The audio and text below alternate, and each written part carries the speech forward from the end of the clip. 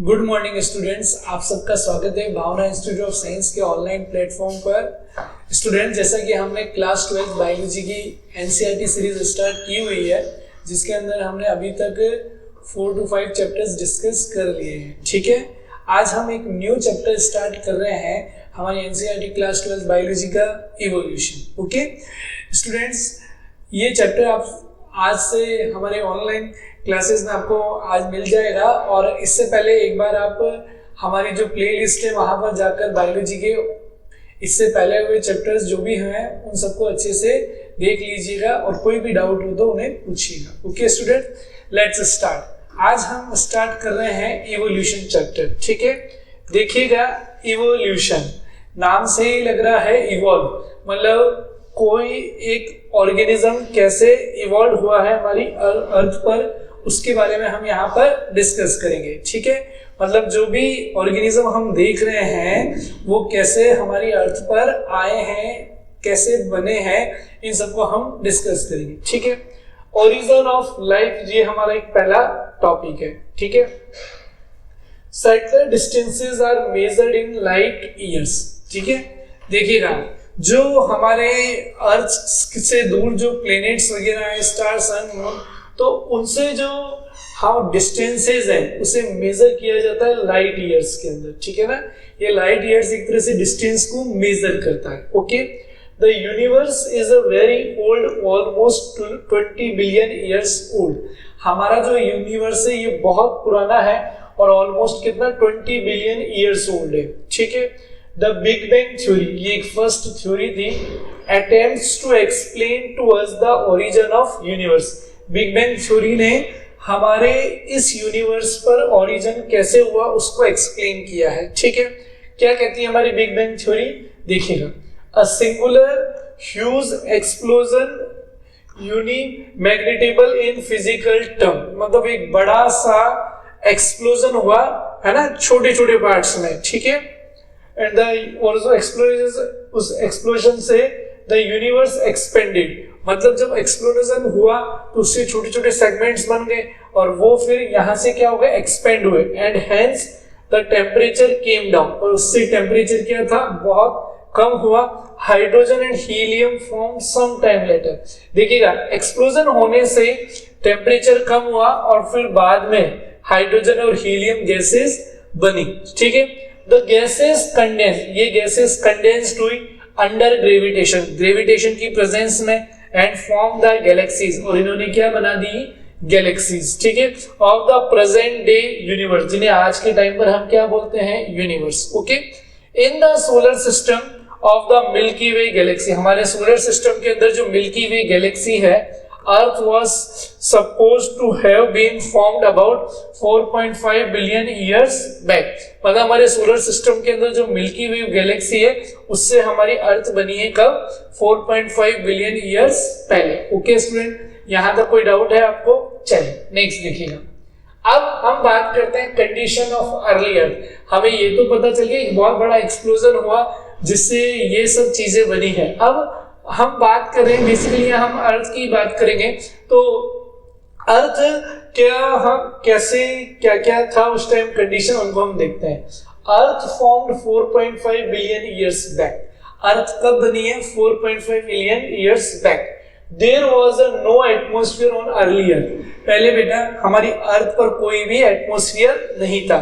ठीक है, water vapour, methane, carbon dioxide and ammonia released from molten mass covered the surface, मतलब जो हमारी अर्थ सरफेस थी वहां पर जो molten mass था, एक पर्टिकुलर मास, तो उसके अंदर वाटर वेपर थे, मीथेन गैस थी, कार्बन डाइऑक्साइड थे और अमोनिया। ठीक है, the UV rays from the sun broke up water into hydrogen। अब देखिएगा, जो ये वाटर है उसको UV रेज, अल्ट्रावायलेट रेडिएशन जो कहां से आती है, सन से, उन्होंने तोड़ दिया हाइड्रोजन एंड ऑक्सीजन में, एंड लाइटर H2 एस्केप्ड, और जो हल्की हाइड्रोजन गैस थी वो एस्केप्ड हो गई, बाहर निकल गई। Okay, oxygen combined with ammonia, मतलब जो हमारा ऑक्सीजन है कंबाइंड विद अमोनिया, अमोनिया से कंबाइंड होकर, and methane to form a water, और मीथेन इन्होंने क्या बना, वाटर बनाया, कार्बन डाइऑक्साइड बनाई और अनदर गैसेस बनाई। Okay, then further the ozone layer was form, फिर बाद में क्या बन गई, ओजोन लेयर।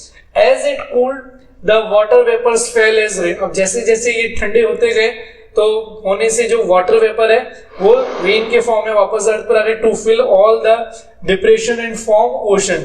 जो भी वहां पर डिप्रेशन गड्ढे थे, जो भी खाइयां वगैरह थी, उन सबको उन्होंने फिल कर दिया क्योंकि विस्फोट होने से उन पर डैमेज हो गया और उन्होंने आगे चलकर क्या बनाया, oceans. Life appeared 500 million years. Life कब अपीयर हुई, 500 million years after the formation of earth. मतलब अर्थ के फॉर्मेशन के बाद भी लमसम 500 मिलियन ईयर्स बाद हमारे अर्थ पर लाइफ एग्जिस्ट कर पाई। लाइफ का मतलब यहाँ पर क्या है, ऑर्गेनिजम्स है। ओके, चलिए अब एक बहुत अच्छी थ्योरी है ओरिजिन ऑफ लाइफ, इसे हम देखते हैं। देखिए क्या कहती है, early Greek thinkers thoughts unit of life called spores. पहले के जो ग्रीक थिंकर्स थे उनका मानना था कि जो लाइफ है ना वो क्या है, स्पोर्स है, and were transfer to different plants. और यही स्पोर्स किसके अंदर, डिफरेंट प्लांट्स में ट्रांसफर हो गए इंक्लूडिंग अर्थ। ठीक है, panspermia is still a favourite idea for some astronomers. Panspermia ये भी एक फेवरेट आइडिया था किसके लिए, कुछ एस्ट्रोनॉमर्स के लिए। For a long time, it was also believed that life came out of decaying and rotting matter. भाई long time बाद ये भी मानना पता चलने लगा कि जो लाइफ है ना ये कहाँ से है, ये decaying, जो दबे हुए पार्ट है, एंड रूटिंग, और जो सड़े हुए मैटर है लाइक स्ट्रॉ, मड एसेट्रा। ठीक है, this was the theory of spontaneous generation. Spontaneous generation क्या कहता है कि जो लाइफ है ये जो डिकेइंग, डेड, मरे हुए पार्ट है, जो दबे हुए हैं, और जो रूटिंग, सटे हुए मैटर हैं जैसे स्ट्रॉ, मड, इनसे क्या हुई है, एग्जिस्ट हुई है। ठीक है, ये है ओरिजिन ऑफ लाइफ के बारे में जो किसने बताया, ग्रीक अर्ली थिंकर्स ने। ठीक है, फिर हम देखते हैं लुईस पास्चर एक्सपेरिमेंट। ये थोड़ा सा इंटरेस्टिंग एक्सपेरिमेंट था। ठीक है, देखिए क्या, carefully experimentation demonstrated that life comes only from pre-existing life। देखिएगा, केयरफुली अगर अपन ऑब्जर्व भी करें, देखें तो लाइफ, इनका मानना था कि जो लाइफ है ना ये कहां से आई है, only from pre existing life, मतलब जो पहले से प्रेजेंट। बट ये नहीं बता रहे कि भाई पहले क्या था, हम इन्होंने डायरेक्ट बोल दिया कि लाइफ आई कहां से है, प्री एग्जिस्टिंग, बट ऐसा कुछ नहीं था। He showed that in the pre-sterilized flask, इन्होंने ऐसा बताया, pre-sterilized flask के अंदर एक ऐसा फ्लास्क यूज में लिया जिसमें गैसेस वगैरह का इन्होंने बताया कि कैसे आई है। Life did not come from killed east. ठीक है ना, जो लाइफ है ये कहां से नहीं आई है, मरे हुए ईस्ट से, which while in another flask open to air. देखिएगा, और एक दूसरा फ्लास्क जो ओपन एयर में था, new living organism arrows from killed east. देखिए इनका मतलब क्या है, he showed that in a pre-sterilized flask, इन्होंने एक ऐसा फ्लास्क लिया जो pre-sterilized था, life did not come from killed yeast, और बताया कि लाइफ क्या है, एक मरे हुए ईस्ट से नहीं आई, while in another flask open to air, यानी कि जब एक फ्लास्क लिया इसे अपन ओपन एयर में रखेंगे तब new living organisms arrows from killed east, और जो नए ऑर्गेनिजम्स हैं वो आए हैं कहां से, किल्ड ईस्ट से, मरे हुए ईस्ट से। This disproved the theory of spontaneous generation। भाई ये क्या बताता है, disapproved करता है theory of spontaneous generation। theory of spontaneous generation क्या है, बताती है कि मरे हुए चीजें और जो सड़ी हुई चीजें हैं इनसे ही क्या होती है, लाइफ एग्जिस्ट करती है, बट ऐसा नहीं था। ठीक है, तो स्पॉन्टेनियस थ्योरी को ये क्या करती है, डिसप्रूव्ड करती है। अब इसके बाद नए scientist Oparin Haldane theory of origin life, ये इंपॉर्टेंट है। ठीक है, देखिए क्या कहता है, Oparin of Russia and Haldane of England, दो साइंटिस्ट थे बेटा, propose that the first form of life could have come from pre existing non living organic molecule. Oparin जो कि एक रशिया के साइंटिस्ट थे और हेल्डेन जो कि एक इंग्लैंड के साइंटिस्ट थे, इन दोनों ने प्रूव किया, एक थ्योरी प्रपोज कर बताया कि जो फर्स्ट फॉर्म ऑफ लाइफ है, यानी कि जो लाइफ का ओरिजिन है वो आया कहां से, pre existing non living organic molecule, मतलब ऐसे ऑर्गेनिक मॉलिक्यूल जो क्या है, नॉन लिविंग है, जो पहले से प्रेजेंट है, किन से, आरएनए से, प्रोटीन से, एसेट्रा। मतलब जो लाइफ किन से आई है, आरएनए से, प्रोटीन से, ये इनऑर्गेनिक मॉलिक्यूल्स हैं। ठीक है, formation of life was preceded by chemical evolution, मतलब जो लाइफ का फॉर्मेशन है ये केमिकल इवोल्यूशन है। Formation of diverse organic molecule from inorganic constituents, मतलब formation of diverse organic molecule, मतलब जो डाइवर्स ऑर्गेनिक मॉलिक्यूल्स है फ्रॉम इनऑर्गेनिक कंस्टिट्यूएंट, कहां से, इनऑर्गेनिक, मतलब इनसे आगे चलकर ऑर्गेनिक मॉलिक्यूल्स बने हैं, ठीक है। Urey and Miller experiment, the conditions on earth were, देखो इनका जब ये एक्सपेरिमेंट था यूरे और मिलर एक्सपेरिमेंट, तो देखो उस टाइम कंडीशंस क्या थी, हाई टेम्परेचर्स था, वोल्केनिक स्टॉर्म्स थे and reducing atmosphere containing CH4 ammonia etcetera, मतलब एटमॉस्फेयर के अंदर अमोनिया और मीथेन गैस प्रेजेंट थी जो धीरे धीरे रिड्यूस कर। इन 1953 SL Miller and American scientists created similar conditions in the laboratories। इसके 1950 में SL Miller और एक अमेरिका के साइंटिस्ट ने सेम ऐसी कंडीशंस एक लैब के अंदर क्रिएट की, ठीक है। He created electric discharge, इन्होंने क्या क्रिएट किया, electric discharge in a closed flask, एक क्लोज्ड फ्लास्क के अंदर टू रेज टेम्परेचर, जिससे टेम्परेचर क्या होता है, raise up to 800 degree Celsius, temperature कितना बढ़ा दिया, 800 degree Celsius, as it was in the primitive earth. और उन्होंने कैसा प्रिमिटिव अर्थ जैसा एरा क्रिएट कर दिया उस time. Used CH4 hydrogen ammonia and water vapour inside the flask, इन्होंने जब फ्लास्क के अंदर इलेक्ट्रिक डिस्चार्ज किया तो लेकिन उसके अंदर क्या है, फ्लास्क में उन्होंने क्या क्या लिया, CH4 ली, मीथेन लिया, हाइड्रोजन लिया, अमोनिया लिया, ठीक है। He observed the formation of amino acids, और उन्होंने यहाँ पर ऑब्जर्व भी किया कि यहाँ पर अमीनो एसिड्स का क्या हो रहा है, फॉर्मेशंस, ठीक है।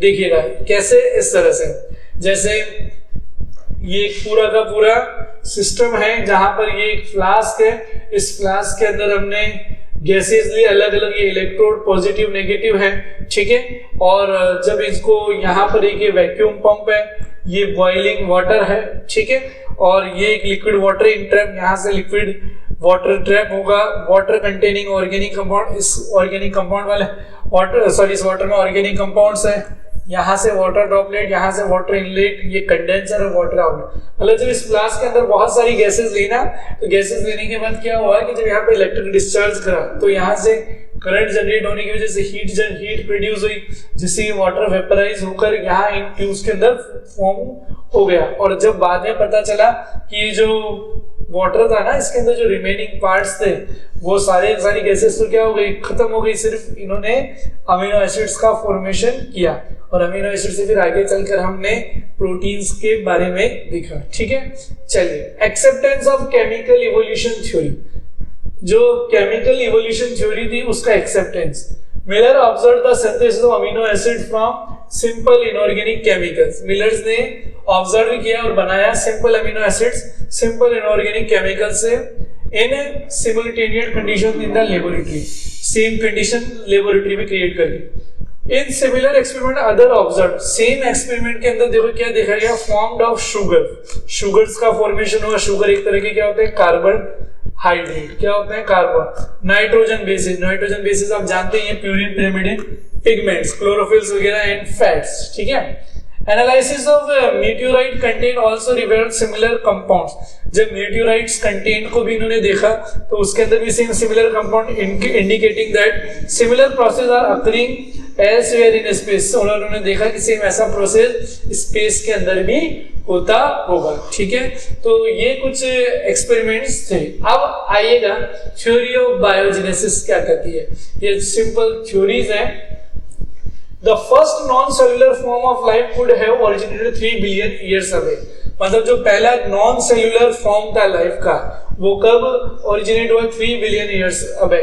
They would have been a giant molecules, RNA, protein, polysaccharide, etc. और बेसिकली ये क्या थे, ये RNA, proteins, polysaccharides थे। These capsules reproduced their molecules, perhaps named as the कोसर्वेट्स, और ये जो कैप्सूल्स थे ना ये रिप्रोड्यूस होकर जैसे ही कुछ और मॉलिक्यूल्स का फॉर्मेशन किया जिन्हें अपन कोसर्वेट्स बोलते हैं। The first cellular form of life did not possibly originate till about 200 million years ago, मतलब जो फर्स्ट सेलुलर लाइफ थी ना वो पॉसिबल ही नहीं थी, कब, about 200 million years ago. The first cellular form of life were probably unicellular, जो first cellular life थी वो प्रोबेबली कैसी थी, यूनिसेलुलर, मतलब जिसके अंदर एक सिंगल सेल है। All life forms were in water environment only, मतलब जितने भी लाइफ फॉर्म्स हैं वो कहां पर ओरिजिनेट हुए, वाटर एनवायरनमेंट के अंदर। This theory of biogenesis from non-living molecule was accepted by majority. और ये थ्योरी ये भी बताती है कि जो नॉन लिविंग मॉलिक्यूल्स है ना, इनको एक्सेप्ट किया जाता है मेजोरिटी के अंदर. ठीक है. अब next, evolution of life forms. ये theory conventional religious literatures tell us about the theory of special creation. बहुत से religious literatures हैं जो बताते हैं theory of special creation. The theory of special creation has three commentations. First, all the living organism species types that we see today were created as a such. ठीक है, मतलब जो living organism जो species हम देख रहे हैं ना, जो आज के समय ये बने हुए हैं, ऐसे ही स्पीशीज पहले भी प्रेजेंट थे, ऐसा मानना था. The diversities was always the same since creation and will be same in future. देखो जो डाइवर्सिटीज थी ना, इज ऑलवेज द सेम. ये सेम थी, तो आज की क्रिएशन और पहले की क्रिएशन सेम थी, बट थोड़ा सा चेंजेस था. Earth is about 400 years old, और अर्थ क्या है, हमारे 400 ईयर्स ओल्ड पुरानी है. ओके, देखिएगा challenges to special creation theory. Special creation theory की क्या क्या चैलेंजेस हैं. Observation made during a sea wave in a cell ship called HMS Beagle round the world. देखिए ये ऑब्जर्वेशन देखे गए थे सेल शिप के अंदर HMS Beagle जब वो राउंड कर रहे थे अर्थ के चारों तरफ. Charles Darwin in concluded that existing life forms share similarities to varying degree not only among themselves but also with life form that million years ago. मतलब जो आज के टाइम पे जो एग्जिस्टिंग लाइफ है, इसके अंदर कुछ डिफरेंसेस हैं, चेंजेस है जो आज के टाइम पर प्रेजेंट थे, जो पहले भी प्रेजेंट थे. Many such life form exist anymore. There had been extinctions of different life forms in the years gone by. Just a new form of life arose at different period of history of the earth. मतलब many such life forms, मतलब बहुत सारी जो life forms है ना, that had been extinctions, वो extinct चुके of different life forms in the years gone, सालों साल, by just as a new form of life arose at different period of history of earth. और हम बोल सकते हैं कि जो लाइफ अरोज हुई है ना नई, वो different period of history of earth, मतलब अर्थ के ऊपर हिस्ट्री के डिफरेंट टाइम में हुए. There has been gradual evolution of life form. Life forms के अंदर ग्रेजुअल इवोल्यूशन हुआ है. Any population has built in variation in characteristic. और जो कोई भी पॉपुलेशन है ना, उसके अंदर वेरिएशंस आई है कैरेक्टरिस्टिक्स में. Those characteristics which enable some to survive better in natural conditions. देखो कौन कौन से कैरेक्टर्स हैं जो कि इन्हें सर्वाइव करते हैं better in natural condition. Climate है, फूड है, फिजिकल फैक्टर्स है, etcetera. Would outbreed other that are less endowed to survive under such natural condition. देखिएगा कुछ और भी हैं जैसे less endowed to survive under such natural condition, जो इसके अंदर इतने ज्यादा हेल्पफुल नहीं है सर्वाइव करने में. Survival of the fittest. The fitness according to Darwin refers ultimately and only leaves more progeny that other. Survival of the fittest जो डार्विन की थ्योरी थी यही बताती है कि जो इस एटमॉस्फेयर में फिट होगा वही सर्वाइव कर पाएगा, बाकी नहीं. These theories therefore will survive more and hence are selectively by nature he called natural selection. और जब इन्हें नेचर सेलेक्ट कर लेती है सर्वाइव करने के लिए तो उसे natural selection. Alfred Wallace a naturalist who worked in the Malay archipelago and has also come to similar conclusion around the same time. एक और जो साइंटिस्ट थे इन्होंने, ये भी एक नेचुरलिस्ट, जिन्होंने सेम यही कंक्लूजन दिए थे. The geological history of earth closely correlate with the biological history of earth. मतलब जो जियोलॉजिकल हिस्ट्री अर्थ की, ये भी क्या कोरिलेटेड है बायोलॉजिकल अर्थ की. ठीक है. अब what are evidences for the evolution. अब ये तो बात हो गई अलग अलग थ्योरीज की, भाई ऐसे इवोल्यूशन हुआ. अब कौन कौन से एविडेंसेस है.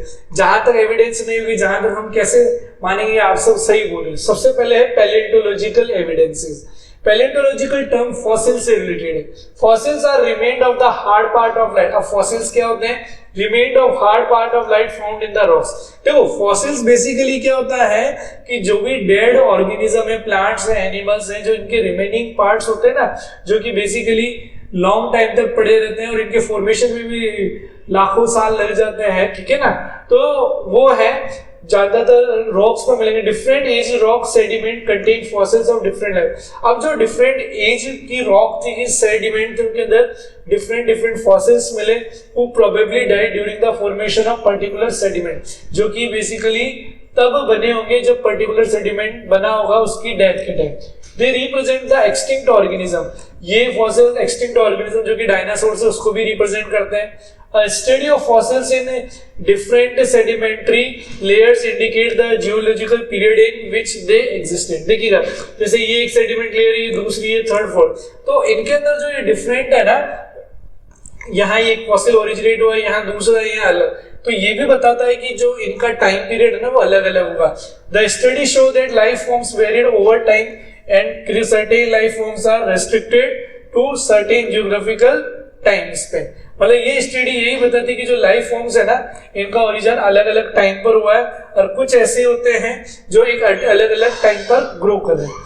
Hence new lives have arisen at different time in the history of earth। और जो नई लाइव्स है ना ये अराइज हुई है डिफरेंट टाइम पर हमारी अर्थ के हिस्ट्री में। All these called the paleontological evidences। देखिएगा फॉसिल से रिलेटेड जो भी एविडेंसेस है ना सारे के सारे क्या इनका टाइम पीरियड है, कैसे ये इवॉल्व हुए हैं, इन सबको हम क्या बोलेंगे, पैलियोंटोलॉजिकल एविडेंसेस। ओके, नेक्स्ट देखिएगा, नेक्स्ट है comparative anatomy and morphological evidence. देखिएगा हम किसी ऑर्गेनिज्म की एनाटॉमी, एनाटॉमी मतलब इंटरनली और मॉर्फोलॉजिकल का मतलब एक्सटर्नली बाहर से, तो इनको आपस में कंपैरिजन करके भी पता लगा सकते हैं कि इनका इवोल्यूशन एविडेंस क्या है। जैसे कंपैरेटिव एनाटॉमी मतलब इसमें आपको कंपैरिजन करना है एनाटॉमी एंड मॉर्फोलॉजी में, shows similarities and differences among organism of today and those that existed years ago. देखो कंपैरेटिव एनाटॉमी और जो मॉर्फोलॉजी है ये ऑर्गेनिजम्स की हमें सिमिलरिटीज और डिफरेंसेस को शो करती है जो आज के टाइम पर ऑर्गेनिज्म प्रेजेंट है और जो पहले के टाइम पर एग्जिस्ट करते थे। ठीक है, इसमें सबसे फर्स्ट है डाइवर्जेंट इवोल्यूशन। ओके, क्या है डाइवर्जेंट इवोल्यूशन समझिएगा। Whales, bats, cheetah and humans share similarity। देखिएगा ये ऑर्गेनिजम्स हैं, ये सिमिलरिटी शेयर्स करते हैं in the pattern of bones of four limbs, मतलब इनके जो फोर लिम्स की जो बोन्स है ना उनके पैटर्न्स में। These four limbs perform different function। देखिएगा ये सब ऑर्गेनिजम्स है, इनकी जो फोर लिम्स है ये डिफरेंट फंक्शंस शो करती है। In these animal they have similar anatomical structure, but in सब के अंदर जो मिलने वाले जो फोर लिम्स है उनके एनाटॉमिकली क्या है, स्ट्रक्चर सेम है। All of them have a humerus radius ulna and carpus, metacarpus and phalanges in their forelimbs. मतलब ये सारे के सारे जो ऑर्गेनिज्म है इनके फोर लिम्स में ह्यूमरस बोन भी अवेलेबल है, रेडियस अल्ना भी है, कार्पल है, मेटाकार्पल है, फेलेंजियस है, सब कुछ प्रेजेंट है, लेकिन इनका फंक्शन क्या है, अलग है। मतलब एनाटॉमिकली तो ये क्या है, सेम है सारे के सारे, लेकिन मॉर्फोलॉजिकली डिफरेंस है।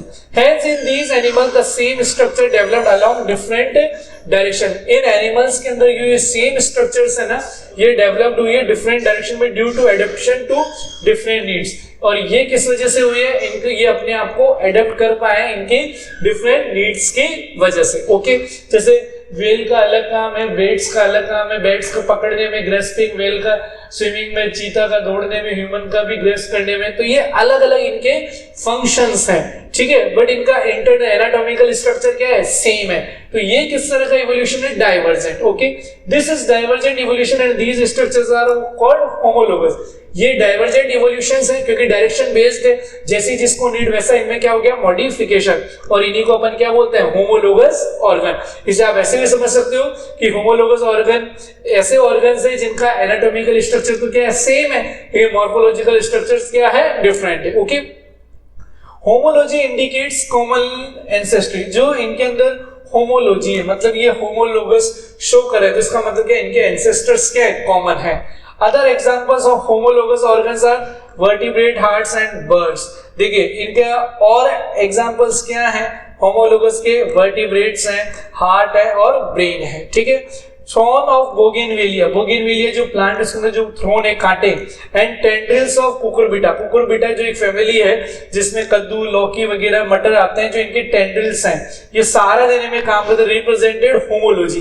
देखिएगा ये सब कुछ सेम है स्ट्रक्चर तो इनका, लेकिन इनका अलग अलग काम है। जैसे थ्रोन है ये प्रोटेक्शन में काम आ रहा है और ये टेंड्रिल्स इन्हें सहारा दे रहे हैं, लेकिन जब इनका स्ट्रक्चर देखेंगे ना तो ये सिमिलर ही नजर आएंगे। ओके स्टूडेंट्स, नेक्स्ट जैसे ये एग्जांपल्स हैं, देखिएगा ये थ्रोन्स है बोगेनविलिया के अंदर, कुकुरबिटा के अंदर ये टेंड्रिल्स हैं।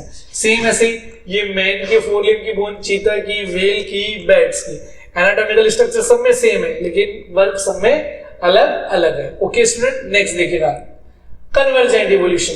Wings of butterfly and birds look, wings of butterfly, जैसे विंग्स है बटरफ्लाई के एंड बर्ड्स लुक अलाइक और सेम वर्ड्स, ये सिमिलर नजर आते हैं। दे आर एनाटॉमिकली सिमिलर, ये अंदर से एनाटॉमिकली क्या है, सिमिलर सारे के साथ। Through they perform similar function, ठीक है, बट फंक्शन भी क्या करते हैं ये similar. Hence analogous structures are result of convergent evolution. और एनालोगस जो ऑर्गन स्ट्रक्चर्स हैं ये कैसा इवोल्यूशन शो करते हैं, कन्वर्जेंट। कैसा करेंगे, कन्वर्जेंट, ठीक है, सॉरी ये डिसिमिलर होंगे, dissimilar. Eye of octopus and eye of mammals, flippers of penguins and dolphins, sweet potato root modification and potato stem modification, ठीक है। तो इनका काम क्या रहेगा, सेम, ठीक है। अब बायोकेमिकल एविडेंसेस क्या है, सुनिएगा।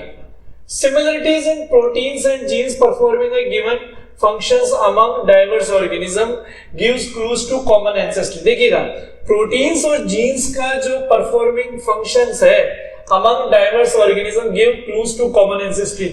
ये हमें क्लू देता है कि हम सबके एंसेस्टर्स के common. Embryological support for evolution, देखिए क्या होता है, proposed by Ernest Haeckel based upon observation। Embryological support Ernest Haeckel ने प्रपोज किया, जो कि ऑब्जर्वेशन पे based of certain features during embryonic stage common to all vertebrate that are absent in adult. देखिएगा, कुछ ऐसे एम्ब्रियोलॉजिकल फीचर जो सब वर्टिब्रेट्स में होते हैं लेकिन एडल्ट्स में क्या होते हैं, एब्सेंट। ऐसा किसने देखा, अर्नेस्ट हेकल ने। The embryo of all vertebrates including human develop a row of vestigial gill cells. देखो जो एम्ब्रियो होता है सभी वर्टिब्रेट्स का, जिसमें ह्यूमन का एम्ब्रियो भी मान लीजिए, develop a row of vestigial organ. इसके अंदर वेस्टिजियल ऑर्गन जो काम नहीं आ रहे, उसमें क्या है, गिल सेल्स, इससे बने हुए, just behind the head, but it is a functional organ only in fish, and not found in any other adult vertebrate। मतलब जितने भी वर्टिब्रेट्स हैं उनका जो एम्ब्रियो है उसे including human developed row of vestigial gill cells. इनके अंदर क्या डेवलप्ड रहता है, वेस्टिजियल गिल सेल्स, जो कि आगे चलकर लंग्स में तो कन्वर्ट हो गए ह्यूमन में, बिहाइंड द हेड के पीछे। But it is a functional organ only in fish, लेकिन ये फंक्शनल सिर्फ किसके अंदर है, फिश के अंदर, and not found in any other adult vertebrate। This is disproved on a careful study performed by Carl Ernst von Baer। He noted that embryos never pass through the adult stage of other animals। और ये disproved भी किया है कि भाई Karl earnest ने कि embryos never pass through, मतलब जो एम्ब्रियो की जो स्ट्रक्चर्स हैं वो आगे एडल्ट्स के अंदर पूरे के पूरे ट्रांसफर हो, ऐसा जरूरी नहीं है। इवोल्यूशन बाय नेचुरल सिलेक्शन, देखिएगा अभी तक कुछ थ्योरीज हैं, कुछ टॉपिक्स हैं जो आपको अच्छे से समझ में आ रहे होंगे, ठीक है। Evolution by natural selection, evolution सब अपन नेचुरल सिलेक्शन के थ्रू भी देखेंगे। देखिएगा, based on observation of moth population, moth की जो पॉपुलेशन है उसके ऊपर based in England, made in 1850, जो कि इंग्लैंड के अंदर देखा गया था 1850 के अंदर। बिफोर इंडस्ट्रियलाइजेशन सेट इन, यानी कि जब इंडस्ट्रियलाइजेशन नहीं था इतना, it was observed that there were more white winged moth. तो वहां पर व्हाइट कलर की विंग्ड मोथ बहुत सारी देखने को मिलती थी on trees then dark winged. किससे कंपैरेटिवली, डार्क विंग्ड और मिलेनियराइज्ड मोथ से। आफ्टर इंडस्ट्रियलाइजेशन, जैसे इंडस्ट्रियलाइजेशन बढ़ता गया 1920 तक, there were more dark winged moths, बहुत ज्यादा कौन सी थी, dark winged moths in the same area.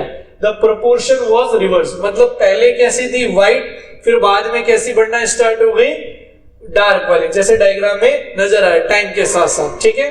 देखिएगा, जैसे पॉल्यूटेड एरिया था तो यहां पर ये डार्क हो गई, ठीक है। अब evolution by anthropogenic action, anthropogenic actions के बारे में भी हम देखेंगे इवोल्यूशन कैसे होता है। Excess use of herbicide, pesticide etcetera. Herbicide और पेस्टिसाइड आप जानते हैं ये केमिकल्स हैं, इनको जब हम यूज करते हैं क्रॉप्स में, has only resulted in selection of resistant variety. इससे क्या हो गया, इन्होंने सिलेक्शन किया resistant varieties in a much lesser time scale, मतलब बहुत कम टाइम के अंदर। This is also true for microbes against which we employ antibiotics और ड्रग्स अगेंस्ट यूकैरियोटिक ऑर्गेनिज्म। और ये वहां पर भी अप्लाई होता है ऐसे माइक्रोब्स पर जो कि अप्लाई कर देते हैं एंटीबायोटिक्स और ड्रग्स को against eukaryotic cell.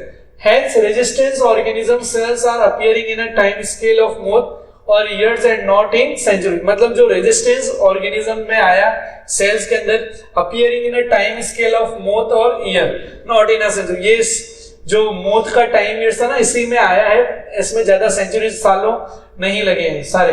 These are the example of evolution by anthropogenic action. ये एग्जांपल्स किसके? एंथ्रोपोजेनिक एक्शंस के। Evolution is a statistical process based on chance events in nature and chance mutation in the organism। हम ये भी बोल सकते हैं कि evolution एक ऐसा प्रोसेस है जिसके अंदर क्या इवेंट्स हो रहे हैं, उनके क्या चांसेस है, वो आगे म्यूटेंट होंगे या नहीं होंगे ऑर्गेनिज्म में, इन सबको देखकर। ओके, नेक्स्ट देखिएगा, what is a adaptive radiation.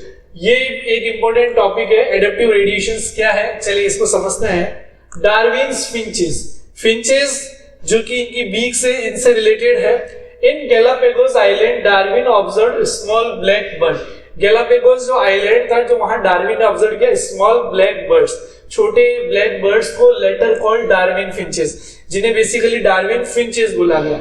He realized that there were many varieties of finches in the same island। इन्होंने देखा कि बहुत सारी तरह की वेराइटीज की क्या है नॉर्मली फिंचेस, जैसे फर्स्ट देखिएगा, सेकंड, थर्ड, ये अलग अलग वेराइटीज के फिंचेस है एक ही आइलैंड पर। All the varieties he came across evolved on the same island itself. भाई जितनी भी ये वेराइटीज है ये सब कहां से आई है या कहां इवॉल्व हुई है, ये सिर्फ इस आइलैंड पर। From the original seed eating feature, इनका मेन ओरिजिनल फीचर क्या था? सीड ईटिंग करना, बीजों को खाना। Many other form with altered beaks arose, और बहुत से कुछ ऐसे फॉर्म्स थे ना ये फिंचेस के, इनके अंदर बीक्स में क्या आया? Change, enabling them to become insectivorous and vegetarian finches. ये एक तरह से इनेबल थी इंसेक्टिवोरस और वेजिटेरियन फिंचेस में। This process of evolution of different species in a given geographical are starting from a point and literally radiating to other areas। तो जो ये प्रोसेस जो इवॉल्व हुआ ना डिफरेंट स्पीशीज में in a given geographically particular geographical area में, starting from a point and laterally radiating, ये यहाँ से स्टार्ट हुआ और आगे रेडिएट हो गया to other areas of geographical means habitats, is called adaptive radiation. मतलब जो कि पर्टिकुलर ज्योग्राफिकल एरिया के अंदर इनके अलग अलग हैबिटेट्स हैं, है ना, तो उसे हम बोलेंगे एडेप्टिव रेडिएशन। ये किसका एग्जांपल था?